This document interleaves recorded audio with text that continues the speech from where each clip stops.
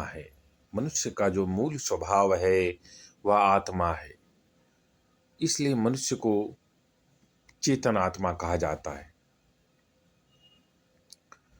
लेकिन फिर भी मनुष्य दुखी है, नाना रकम के बंधनों में बंधा हुआ है।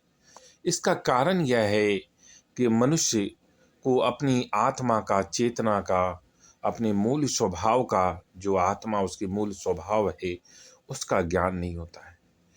मनुष्य अपने को शरीर समझता है और इसी भूल के कारण वह नाना रकम के कर्मकांड करता है, नाना रकम के तीर्थों में घूमता है, लेकिन फिर भी उसके दुख और कष्ट दूर नहीं होते हैं।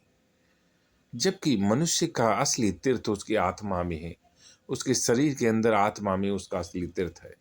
उसका परमात्मा उसकी आत्मा में बैठा हुआ है, अंश रूप में, सूक्ष्म रूप में।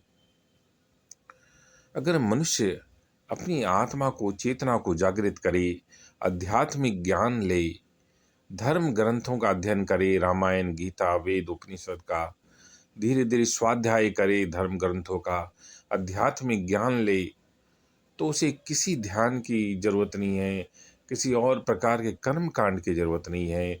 उसकी आत्मा जैसे जैसे जागृत होगी, जैसे जैसे ज्ञान बढ़ेगा आध्यात्मिक, वह मनुष्य अपने आप आत्मज्ञान को प्राप्त हो जाएगा और उसे सभी प्रकार के बंधनों से मुक्त हो जाएगा, मुक्ति का एहसास होगा और वह मनुष्य आत्मज्ञान को उपलब्ध हो जाएगा।